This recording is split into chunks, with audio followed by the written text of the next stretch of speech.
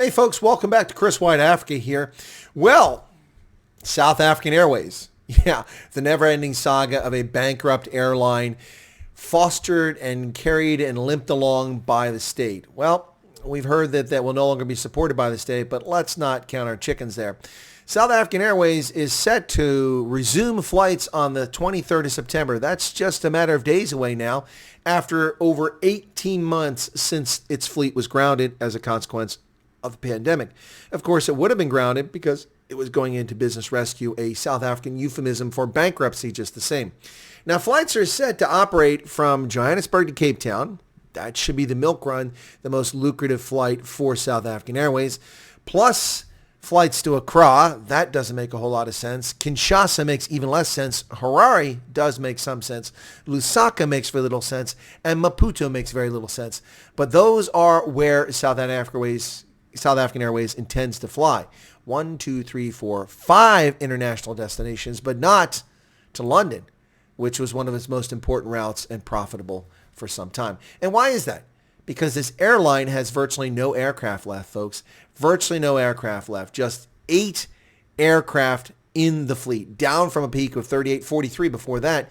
South African Airways has just 8 aircraft to its name.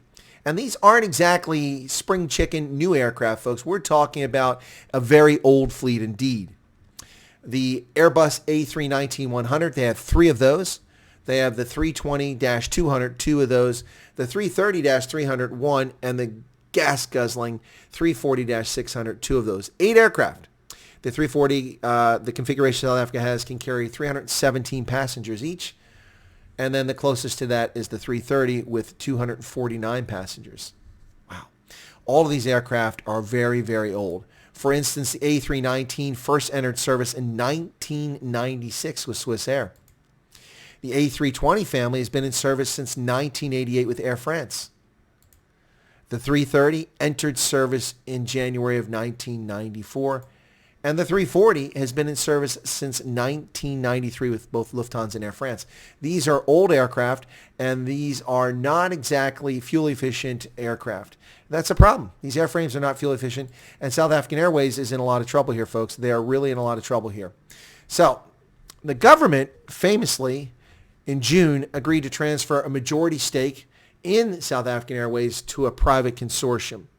Now, that consortium agreed to make an investment in South African Airways, which is yet to be forthcoming, at least not publicly acknowledged. And that investment was 3.5 billion rand, or $243 million over 3 years. Now, the airline claims that it's solvent because the bankruptcy administrators reduced its workforce by 80% and worked out a deal with creditors. But what is South African Airways with these 8 antiquated, ancient aircraft? Not exactly an airline that most passengers want to fly on. The rest of us want to try out that new A220 or fly on an A380 or fly on the Boeing Dreamliner 787, not an A319, not the A340.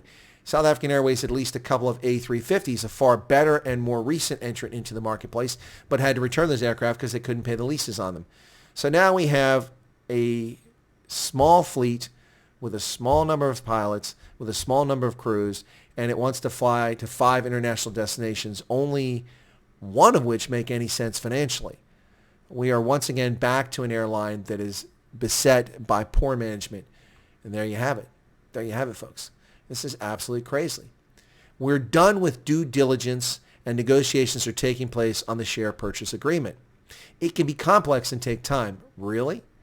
This is what the Chief Executive Officer of South African Airways, Thomas Kgokolo, has to say about what's going on. What I have to say about what's going on, folks, is that South African Airways is not a going venture.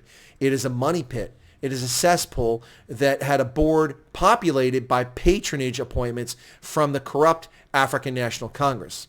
It was handed billions and billions and billions and billions of rand in multiple bailouts, despite having been an unprofitable airline for 11 years.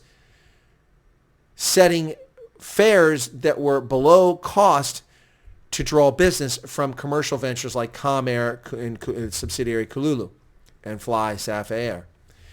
This is not what government should be doing. Not having pet project, white elephant, state-owned enterprises that distort the market outcomes and discriminate against legitimate businesses out to make a profit.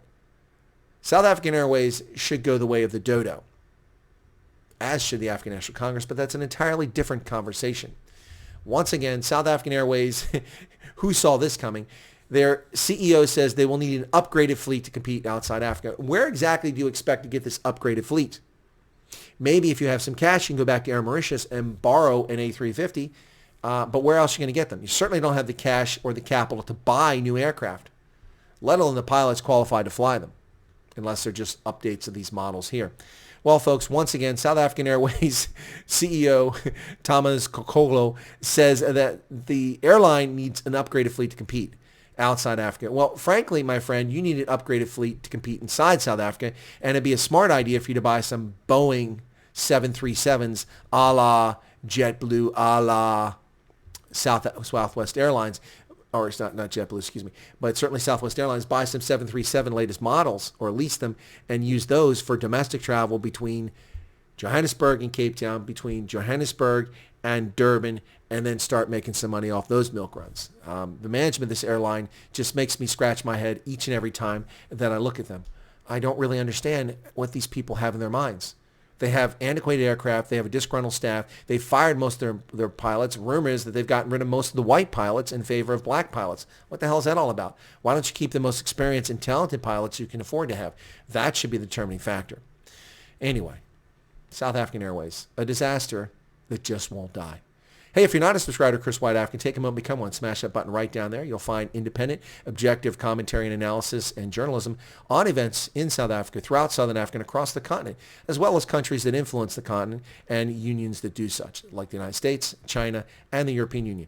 God bless and have a safe day out there, folks. Cheers.